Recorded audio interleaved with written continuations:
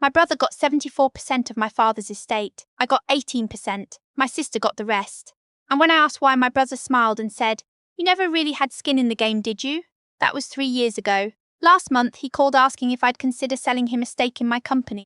I told him I'd have to think about it. I'm still thinking. I grew up in a house where love was conditional, and money was the language everyone spoke fluently. My father built a regional chain of hardware stores across the Pacific Northwest. 4 locations, solid reputation, the kind of business that sounds boring until you realize it generates around $2.4 million a year. He started it from nothing, a single rented storefront in Tacoma when he was 26, a used truck, and a line of credit he spent 3 years paying down. My mother worked the register on weekends. My brother and I helped stock shelves in high school. My sister mostly didn't. That last part matters. I'm not saying it to be cruel. I'm saying it because it becomes important later. I was the one who stayed close to the business as we all got older. Not because I was asked to. I just genuinely found it interesting. I liked the operations side, these inventory systems, the vendor relationships, the margin analysis. When I was 22 and fresh out of a business degree from University of Washington, I started coming in on weekends to help my father review the books, not as an employee, just as a daughter who liked spreadsheets. By 24, I was doing it every week. I built out a procurement model that cut waste by around 11%. My father showed it to his accountant, who told him it was the smartest operational change the stores had seen in a decade. I remember feeling proud. I remember thinking this was how you built something together. My brother, who is 4 years older than me, was technically the VP of operations by title. He had the business cards. He went to the vendor dinners. He played golf with the bank manager who handled my father's commercial line of credit. He was very good at being present in the rooms that felt important, and very skilled at being absent from the rooms where actual work happened. I am not being unfair. I watched this for years. My sister was mostly in Portland doing something adjacent to interior design. She floated in and out of family events with expensive shoes and complaints about the drive. She was charming. She was my father's favorite in the soft, unspoken way that some fathers have a favorite they'll never admit to. He laughed louder at her jokes. He asked about her life first. It was small enough that I could convince myself I was imagining it, and consistent enough that I knew I wasn't. When I was 26, I put together a full business proposal for a 5th location. I had the site picked out, a spot in Olympia that had just lost its anchor tenant, high foot traffic, demographics that matched our existing customer base almost exactly. I built a financial model, projected the break-even at 14 months, outlined the staffing structure, drafted the vendor agreements we'd need to modify. It took me about 3 months of evenings and weekends.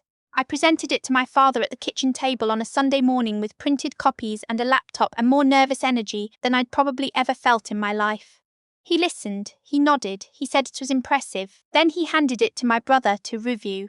My brother sat on it for 6 weeks. He came back with 2 small edits and his name added to the header. The proposal went to the bank under his name. The 5th store opened the following spring. I went to the ribbon cutting. There is a photograph somewhere of my father and my brother cutting the ribbon. I'm standing just outside the frame. I told myself it didn't matter. I told myself I was still young, still learning, still building equity in a way that would eventually be recognized. I told myself a lot of things that were easier to believe than the alternative. The alternative was that I was never going to be seen as anything other than support staff in my own family's business. I started to understand this fully when my father got sick. It was a cardiac event, not fatal, but serious enough to land him in the ICU for 4 days, and prompt the kind of family conversations that usually only happen in waiting rooms and parking garages. My brother flew up from a conference in Phoenix. My sister drove up from Portland. I had already been there for 6 hours by the time either of them arrived, because I lived 20 minutes away, and I was the one my father's assistant called first. I sat with him. I handled the insurance paperwork because nobody else knew where it was. I coordinated with his primary care physician. I fielded the calls from the store managers, who were, understandably, anxious about what his health situation meant for operations. A week after he came home, when he was stable, and we were all sitting in the living room, trying to have a normal conversation about next steps, I brought up the question of a succession plan, not in a grasping way, in a practical way. I said something like, "Dad, you should have something documented, just so everyone knows what the plan is." He agreed. He said he talked to his attorney, he did, but he didn't talk to me about what that conversation contained. I found out 6 months later, when I sat across from my father at the same kitchen table where I'd presented the Olympia proposal, and he told me he was restructuring his estate plan and wanted to be transparent with all three of us about what it looked like. My brother was on video call from his home in Scottsdale. He'd moved there the previous year for reasons he described as lifestyle. My sister was sitting next to me with a coffee she'd barely touched. My father explained the breakdown clearly and without much preamble. My brother would receive 74% of the estate, including controlling interest in all 5 store locations. My sister would receive 8%. I would receive 18%, in the form of a minority share with no operational authority. My sister actually looked surprised. I remember that. She opened her mouth and then closed it, which was unusual for her. I asked why. My father paused. He looked at the table. He said, "Your brother has been with the business the longest. It makes sense for continuity." My brother on the screen nodded, like this was obviously true. I said, "Dad, I built the procurement model that's been saving us 6 figures a year. I wrote the proposal that got us the Olympia store. I handled everything when you were in the hospital." He said, "I know, and I appreciate that." I said, "Then why does it not count for anything?" He didn't have an answer for that. Or rather, he had answers, but none of them were the real one. The real one was sitting just below the surface of everything.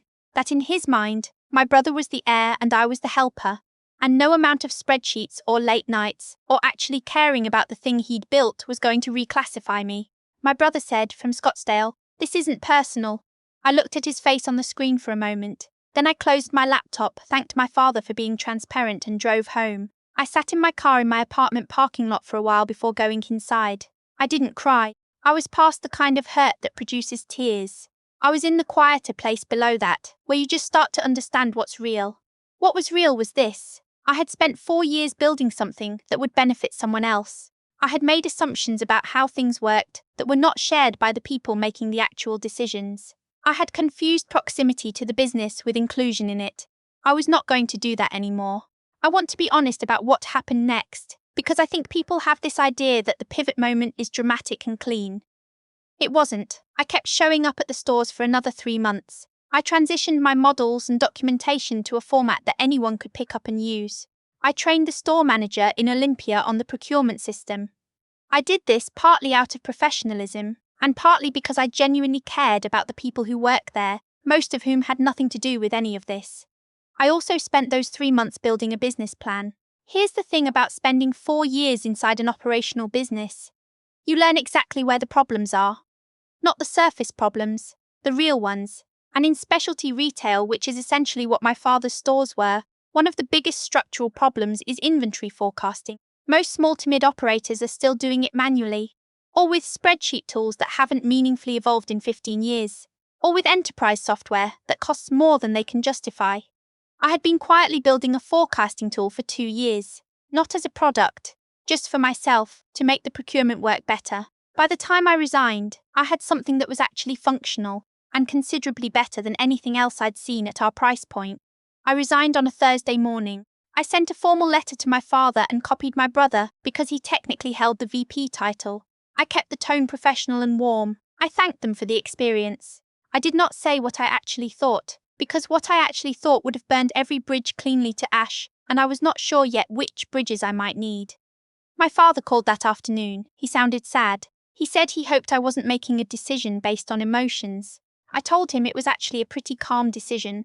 My brother sent a text that said, "Good luck with whatever you're doing." I still have it somewhere. The first year was genuinely hard. I am not going to pretend otherwise, because I think the clean version of this story does a disservice to anyone who's trying to do something similar. I was working from a second-hand desk in my apartment, bootstrapping with savings I'd been putting aside for 2 years, talking to anyone in the retail operations space who would take a 30-minute call. I did contract consulting work to keep the bills manageable. I ate a lot of store brand pasta. My social life essentially paused. What I had going for me was the product itself, which was good, genuinely good.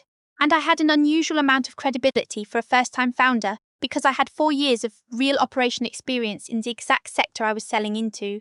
When I sat down with a potential customer and talked about the specific pain points of inventory management in specialty retail, I wasn't reading from a deck. I had lived it. My first paying customer came through a referral from one of the vendors I'd worked with at my father's stores. A small garden supply chain in Oregon, 2 locations, owner-operated. They became my case study. I spent the first 3 months with them more or less for free in exchange for feedback and a testimonial.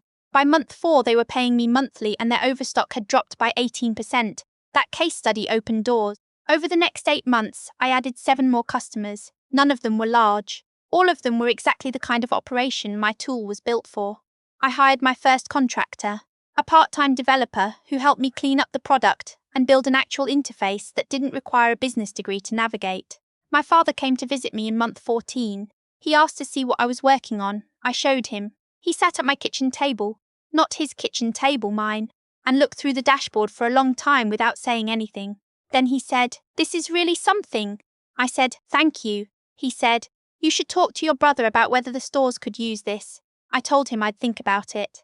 I was thinking about it the same way you think about touching something that burned you, carefully from a distance, aware of exactly what the heat feels like. I didn't reach out to my brother, but about 6 weeks later, one of the store managers, a woman who had been with my father's company for 9 years, and who I genuinely liked, contacted me personally. She said she'd heard I was building something and asked if she could see a demo. I gave her the demo. She went to my brother and told him they should be using it. He called me. It was the first time we'd spoken since my resignation. He said, "I heard you've got some kind of inventory software." I said yes. He said we should talk about pricing. I said, "Sure." We scheduled a call. On that call, he asked if I'd consider giving the family stores a discount. I said, "What kind of discount were you thinking?" He said, "Well, given the history, it would make sense for you to give us access at cost. You basically built this using what you learned here. I want you to understand how that felt. I want you to actually sit with it for a second."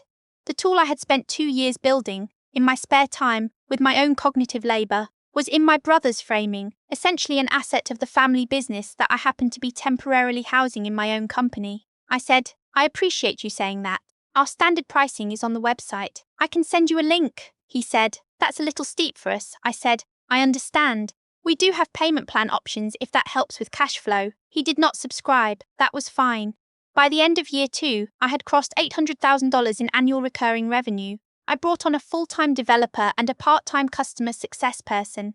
I moved out of my apartment desk setup into a small actual office, which felt disproportionately significant at the time.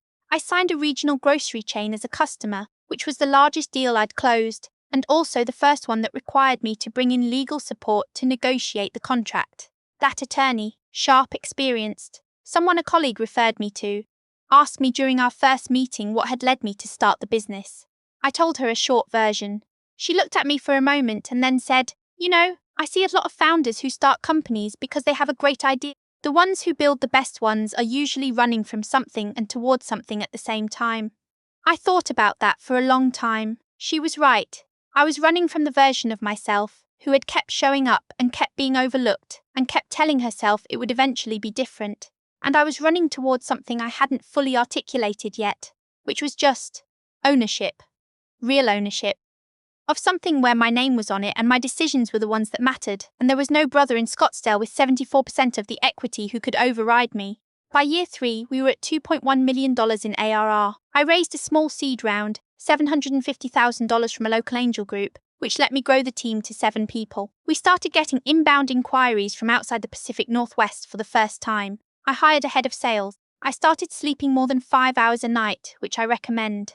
My father came to our team offsite in the fall of year 3. Not because I invited him, exactly, he asked, and I said yes because the anger had mostly converted into something else by then. Something more like clarity. He sat in the back of the room while we did our quarterly review, and afterward came up to me and said very quietly, "I made a mistake with the estate plan. I want you to know I know that." I said, "I know." He said, "I've been thinking about how to correct it." I said, "Dad, I don't need you to correct. I built something. That's what I needed." He nodded. He looked older than I remembered him. He asked if I'd come to dinner sometime, just the 2 of us. I said yes. We had that dinner about 3 weeks later at a diner near his house. Not the kind of place either of us would have chosen for a significant conversation, which maybe made it easier. He talked about his own father, and how he'd been raised to think of the oldest son as the natural inheritor of anything a family built. He said he understood how inadequate that was. He said he was sorry. I don't think I fully forgave him at that dinner. But I didn't need to perform forgiveness I didn't have yet, and he didn't ask me to. We split a piece of pie and talked about the Seahawks, and he drove home. That was enough. My brother called me about 4 months later. He said the stores were struggling with some operational issues, and he'd heard my platform had expanded, and he thought it might actually be useful now. He wanted to set up a demo. I said absolutely. I'll have my head of sales reach out to schedule something. He said, I was thinking we could just talk directly. I said, we've streamlined the process. It works better for everyone to go through the normal channels. He paused. He said, is this about the estate thing?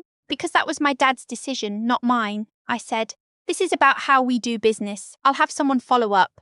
He went through the sales process. He got the demo. He got the standard proposal. He asked again about a family discount. My head of sales told him politely that we don't negotiate on pricing for standard SMB accounts, but that we'd be happy to discuss enterprise terms if the volume justified it. He subscribed at full price, 3 locations. I found out from the store manager who'd originally reached out to me. She sent me a message that said just, we're in, thank you. I sent back a thank you and told her I was glad it would help the team. Here's what I want to say to close this out, and I'm saying it to anyone who has ever been the person in the room doing the work while someone else is in the room getting the credit. The way it ends is not usually with a dramatic confrontation. It's not a speech. It doesn't look like the movies. What it looks like is you, at your desk, with a team of people who chose to work for you, looking at a dashboard that shows the thing you built is actually working. And somewhere across the country, or across town, or across the table at a family dinner, the person who laughed at the idea of giving you 18% is now paying full price to use what you made. That's the whole story. That, and the fact that when my brother called asking about a potential stake in my company, I told him I'd have to think about it. The answer is no, but I'm enjoying the thinking.